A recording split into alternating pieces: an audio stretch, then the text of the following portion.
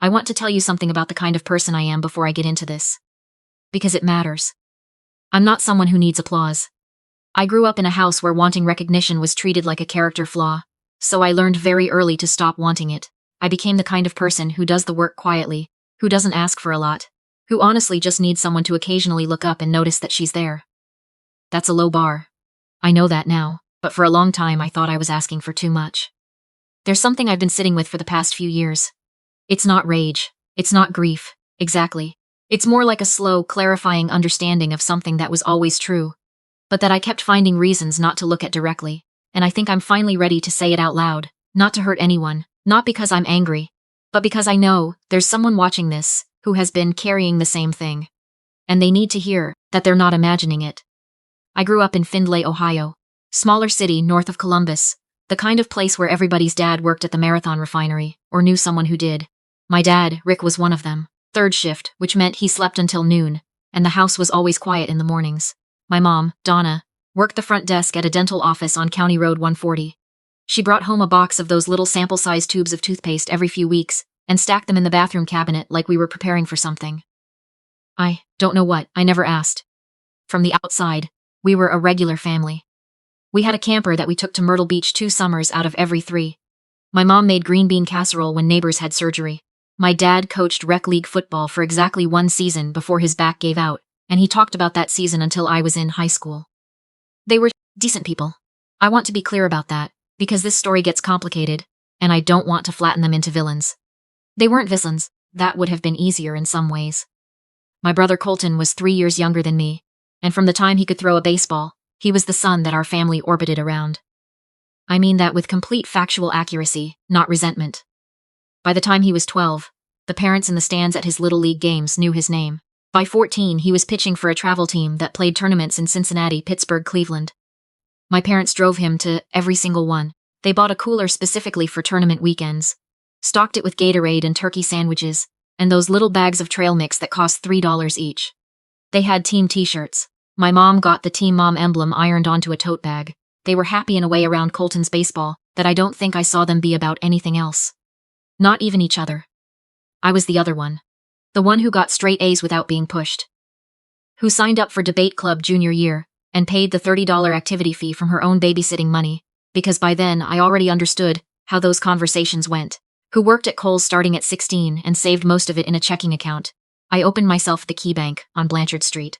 I wasn't unhappy. I just learned to locate my own joy, quietly, in private, in library books and late-night studying, and the specific satisfaction of doing a thing well enough that a teacher wrote something genuine in the margin of your paper. The gap between how my parents treated Colton and how they treated me wasn't dramatic on any given day. That's the thing about this kind of dynamic. It doesn't happen in explosions. It happens in 1,000 small calibrations over 15 years. Like when I asked about an ACT prep course my junior year, the Kaplan one at the community college, $240. And my mom said they'd look into it, which I already knew meant no. That same month, my dad put down a deposit on a used pitching machine for the backyard. I saw the receipt on the kitchen counter, $850. Or like when I got my acceptance letter from Ohio University. Honors program out of Athens, about 2.5 hours southeast. I'd applied without telling them much because I'd learned not to front-load hope. When I showed my mom the letter, she read it and said, "That's wonderful, honey," and then called Colton in to show him because she thought he'd like to hear about a college campus. My dad came in later, looked at the letter, and said, "Don't go down there and get too big for your britches." I didn't know what that meant, exactly. I still don't. But I understood the feeling underneath it. I paid for college almost entirely through a combination of need-based federal aid, a university scholarship, and the money I'd saved. My parents filled out the FAFSA with me the summer before my freshman year, and they qualified as low enough income that my aid package was strong. I was grateful for that. I took out a small student loan for the Gap and paid it down with my campus job, working the information desk at the library. I didn't ask them for money. I didn't expect it. I just went. Those 4 years in Athens were the first time I understood what it felt like to be seen. My professors knew my name. My roommate Jasmine, who was from Youngstown and studying social work, became the first person I'd ever met who just understood me, immediately, without explanation. I had a small group of friends who studied together and got dinner at the same Thai place on Court Street every Thursday. I was 20 years old and I was, for the first time, actually okay. More than okay. I was building something. I graduated on a Saturday in May, The year I turned 22. Ohio University commencement, Peden Stadium, the whole thing. Cap and gown, the tassel, the professional photographer station where you shake the dean's hand and they take your picture. I was the first person in my family to earn a 4-year degree, not just my immediate family, extended too. Grandma Lou, my dad's mother, had been saying it for years. You're going to be the first one, Phoebe. You're going to be the one. She said it like it was a fact she already knew, not a wish. I had told my parents the section. I texted the information in a screenshot. The section letter, the row number, the time doors opened. I sent it twice because my dad sometimes missed texts. I told Jasmine's parents they were welcome to sit with my family if my parents wanted company. Jasmine's mom had already cried twice at the hotel that morning. Her dad had a professional camera. When I crossed the stage, I looked out at the seats I'd designated. They were empty. Not just my parents. The seats were filled with other people's families. The right section, the right coordinates, just not them. I shook the dean's hand. I took the photo alone. I walked back to my seat in the row of graduates with the same expression I'd practiced for years. Pleasant, unbothered, just fine. I found out what happened 40 minutes later, when I checked my phone after the ceremony. A text from my mom, sent during the processional. Colton's tournament got moved to today. Last-minute schedule change for the championship round. We are so proud of you, honey. We'll celebrate when you get home. The word honey at the end. I keep thinking about that. Like it was a seal on an envelope, like it was supposed to close something. Jasmine's family took me out for dinner that night. Her mom hugged me for a long time and I didn't say much and I think she understood not to ask. I ate crab cakes and tried to be present in the conversation. Her dad made a toast. I smiled at all the right moments. I was good at that by then. Years of practice. I drove back to Findlay a week later to get the last of my things before I started my job. I'd been hired as a healthcare administration coordinator at a medical group in Columbus. Entry level, but real. Benefits. A salary. I was going to need an apartment, and I wanted to swing home first, run the numbers, figure out the deposit situation. When I walked into the house, I noticed the living room first. They had put up a new display case along the left wall. Dark wood, glass front, full of Colton's baseball trophies and medals, going back to Little League. It must have held 40 things. There were framed photos too, action shots from tournament weekends, Colton mid-wind-up with that focused look he got. It was a real installation. It took up most of the wall. My graduation diploma had arrived in the mail 2 weeks earlier. I'd asked them to accept the delivery so I could pick it up. It was still in the cardboard mailing tube, standing in the corner by the coat closet, still rolled up. My dad came in from the garage while I was standing there. He looked at me and said, "Hey, can you move Colton's batting bag out of the hall? I keep tripping on it." I moved it. I didn't say anything. I was figuring out what to feel, and it was taking a minute. Dinner that night was Colton's favorites. The specific barbecue chicken my mom made with the crock pot, the corn pudding, the biscuits from a can. Colton was 16, and going through a phase where he needed 3 plates of everything. My mom watched him eat like he was something she'd grown in a garden. My dad talked about the tournament. He described every inning of the championship game in a level of detail that I think would have required him to have been, actually, paying close attention. Which meant he had been. I sat there and thought, they chose well. They chose the right place to be on the day I graduated. Given the option, that was the choice they made. And I think I had known that for a long time without letting myself know it. I asked about the apartment deposit 2 days later. I had most of it covered. I'd saved well, but a first apartment security deposit, plus first month's rent in Columbus was a stretch, and I was about $800 short. I'd run the math. I knew what I was asking for.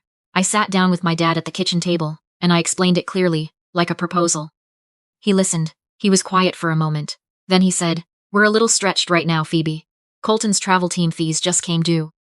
I asked, just to understand, what travel team fees ran these days. He said this year it was $4,200 for the team. And then equipment on top. $4,200. Annual. For a 16-year-old's amateur baseball travel team. And they couldn't loan me $800 once against a salary. For an apartment deposit. I didn't argue. I thanked him for being honest with me, which was a phrase I used when I didn't know what else to say. And I went back to my old bedroom and recalculated. I picked up 2 extra waitressing shifts that weekend at the restaurant I'd worked at in high school. They were happy to have me back. I made the deposit work on my own. I always made it work on my own. I just kept thinking that at some point that would feel like strength instead of necessity. I was still waiting for that. I moved to Columbus in July. Signed my lease, bought a second-hand couch from Facebook Marketplace, adopted a cat from the Franklin County shelter that I named Juniper, because she was small and green-eyed, and seemed like she could handle anything. I set up my apartment the way I wanted it. Bookshelves before furniture. Always. And on the first night I sat on the floor eating delivery pad thai and looking at the city lights through the window, and I felt something I can only describe as quiet. A good kind. The kind you have to build. The tax situation started in February. I got a notice from the IRS saying there was a discrepancy in my return. Someone had already claimed me as a dependent for the previous tax year. My parents had filed their federal return listing me as a dependent, which would have given them a tax benefit, and simultaneously flagged my own independent return as incorrect. I was 22. I had been financially independent for the entirety of the previous year. Full-time student, campus job, my own bank accounts, no financial support from them.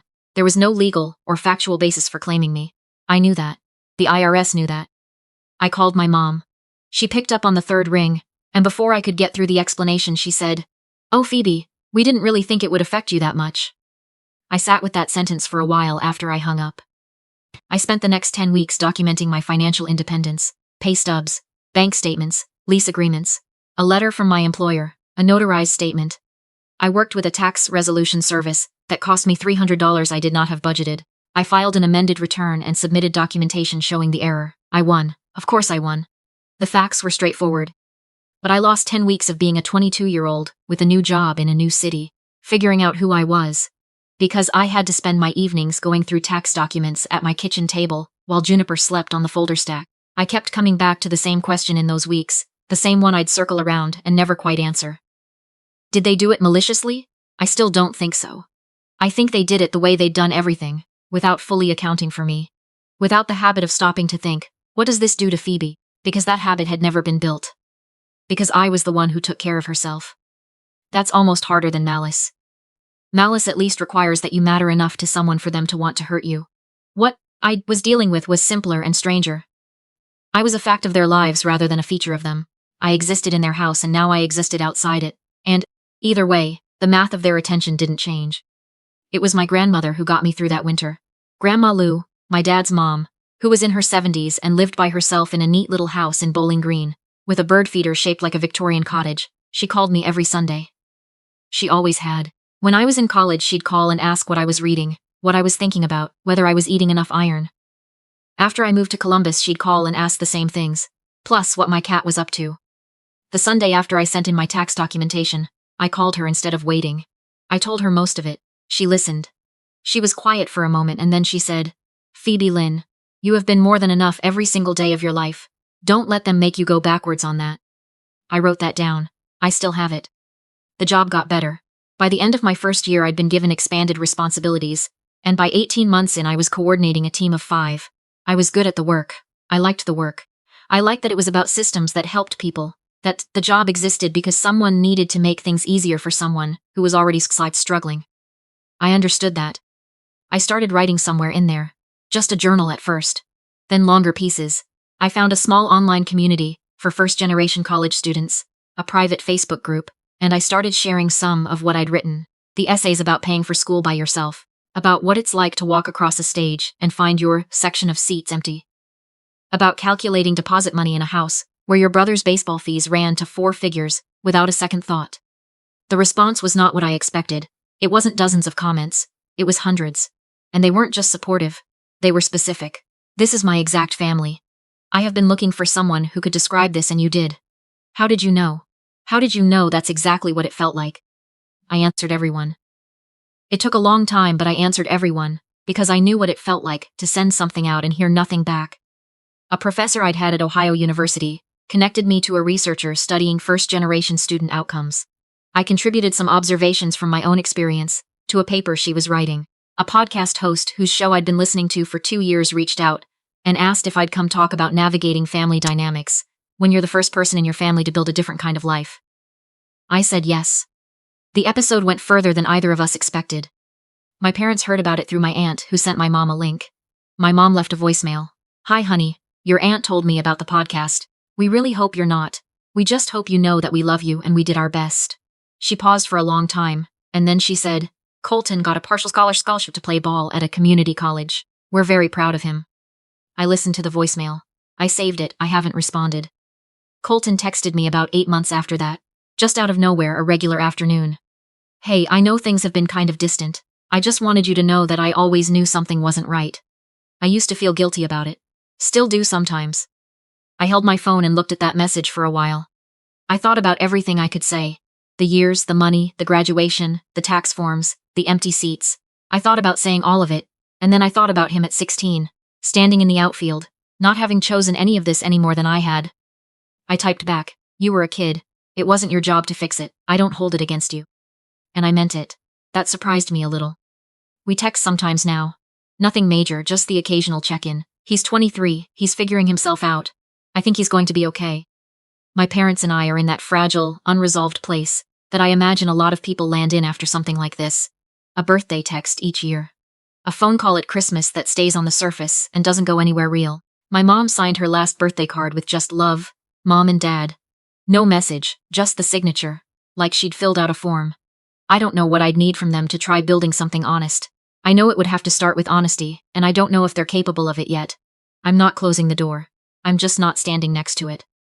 I'm 26 now. I live in Columbus in an apartment I chose and furnish myself, and Juniper has gotten very fat and very opinionated. And still, after 4 years, mostly tolerates me. I have a handful of close friends who would show up for me. I know this because they already have, in small ways, the kind that count. I call Grandma Lou on Sundays. She always asks what I'm reading, whether I'm eating enough iron, how the cat is doing. I wrote this because I know you're there. The one who learned to celebrate themselves in private, because there was no one else to do it with. The one who got so good at needing nothing, that people took it as permission to give you nothing. The one who stood at a milestone that should have been enormous, and found out they were standing there alone. And then squared their shoulders and figured out how to be proud of themselves anyway, because the alternative was not being proud at all. You weren't too much. You were never too much. The people who were supposed to see you had their eyes somewhere else, and that is a fact about them, not about you. I walked across that stage alone, and I have built a whole life since then. A real one, made of things I chose, full of people who actually show up. The empty seats were the beginning, not the end. Yours can be too.